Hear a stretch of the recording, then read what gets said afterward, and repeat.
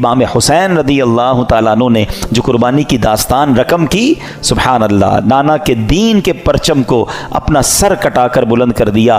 امام حسین ایسی باکرامت شخصیت ہیں کہ آپ کی جو ولادت ہے نا، آپ کی جو برتھ ہے، وہ برتھ بھی کرامت ہے۔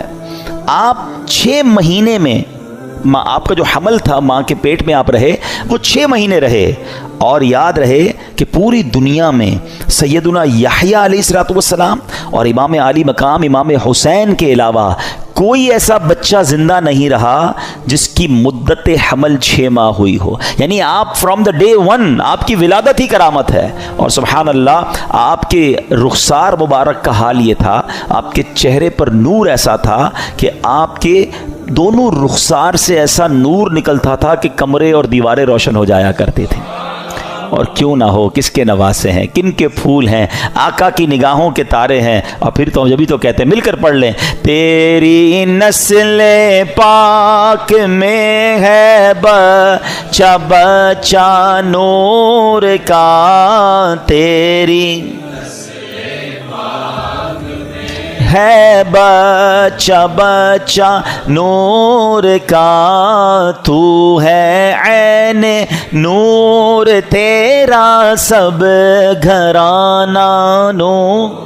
سبحان اللہ۔ اب یہ جو امام حسین رضی اللہ تعالیٰ عنہ جب کربلا کے لیے روانہ ہوئے نا، تو آپ سے مزید کرامتوں کا ظہور ہوا، اور علماء کہتے ہیں یہ جو کرامتیں تھیں نا، بیسیکلی یہ اتمام حجت کے لیے تھیں، مزید ان کو سمجھانے کے لیے تھی کہ دیکھو میں کون ہوں، میرے ساتھ کیسے معاملات ہو رہے ہیں، مجھ پر ظلم نہ کرو۔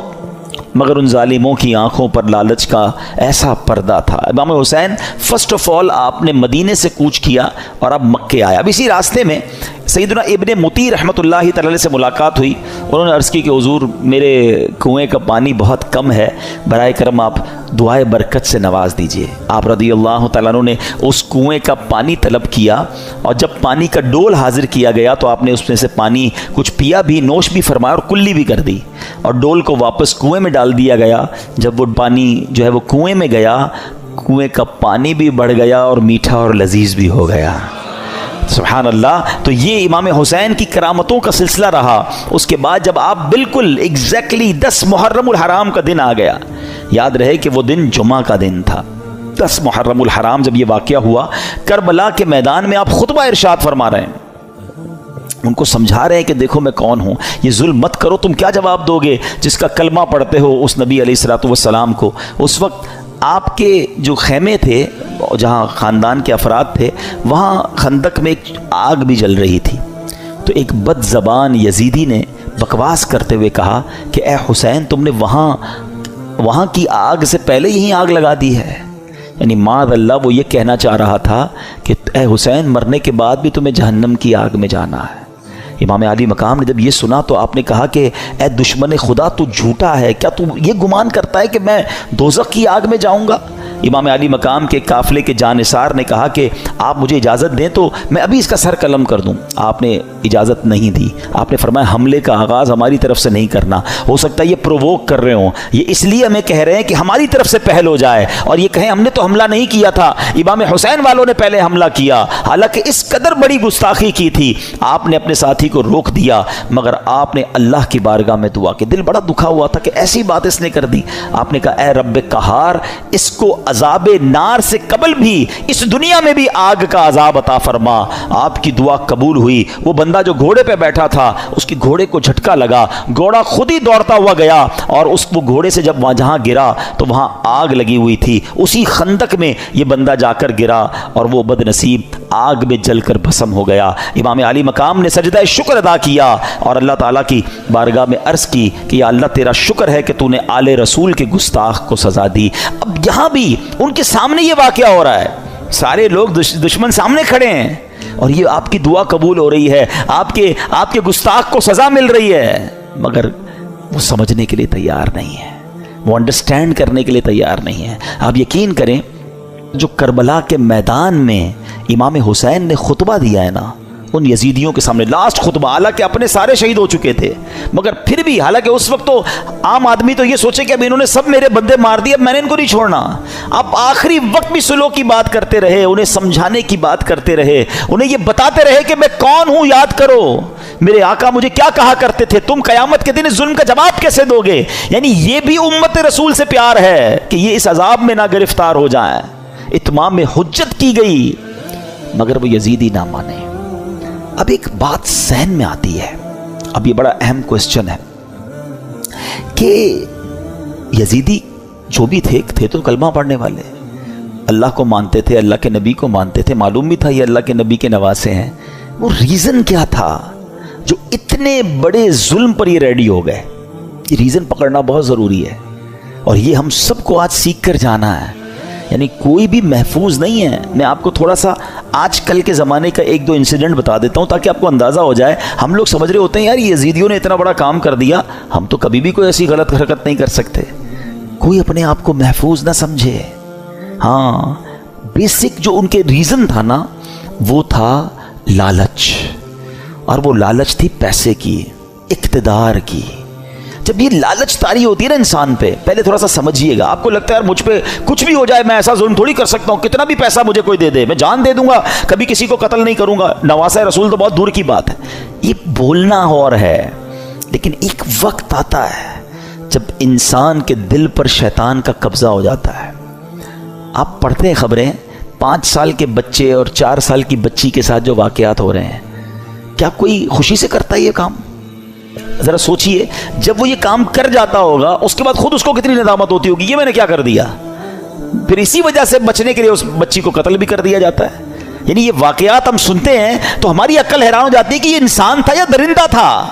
میں آپ سے یزیدیوں کی تو بات نہیں کر رہا، آپ کے وطن میں رہنے والوں کی بات کر رہا ہوں. اس کا مطلب کیا ہوا؟ ایٹ دیٹ ٹائم جب وہ یہ عمل کر رہا تھا اس کا دل شیطان کی مٹھی میں تھا، اس کو ہوس نے اندھا کر دیا تھا.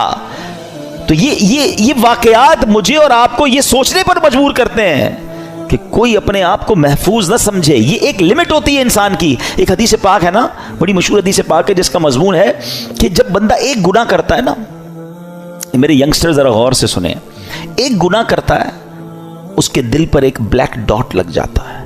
گناہ کرتا رہتا ہے پھر دل پورا سیاہ ہو جاتا ہے. اب اس پر ہدایت کی کوئی بات اثر نہیں کرتی.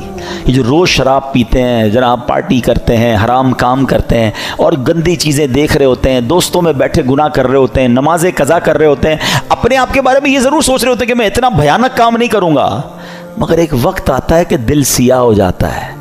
اب وہ دل ہے شیطان کے ہاتھ میں، وہ ایسے کام کروا سکتا ہے کہ آپ تصور بھی نہیں کر سکتے. یار بندہ ماں کو قتل کر دیتا ہے، ہم نے نہیں سنے واقعات، کیسے پاسبل ہے کوئی اپنی ماں کو مار دے؟ لیکن ایک لمٹ ہوتی ہے. اس کے بعد انسان جب اوور لمٹ ہوتا ہے تو شیطان جو چاہے اس سے کروا لیتا ہے. تو اللہ سے توبہ کرتے رہا کرو. تو بہرحال میرے پیارے اسلامی بھائیوں، سوچو اس بات کے، یہ کیسے، اس ریزن کو پکڑیے. یزیدیوں کے ایسا کیا ہو گیا تھا کہ یہ اندھے ہو گئے تھے؟ آج بھی بندہ اندھا ہوتا ہے. ہاں، ظلم کرنے والے نہیں دیکھے آپ نے؟ بندوں کو ڈرل کرتے ہیں، ہاتھ پیر کاٹتے ہیں، قتل کر دیتے ہیں، پیسے چاہیے قتل کرنے کے لیے، تو وہ کیسے تیار ہو جاتے ہیں؟ ان کا دل سیاہ ہو گیا. اب ان سے کچھ بھی کروا لو. یہ شراب ہے نا، اس کو ام الخبائث کہا گیا، برائیوں کی ماں.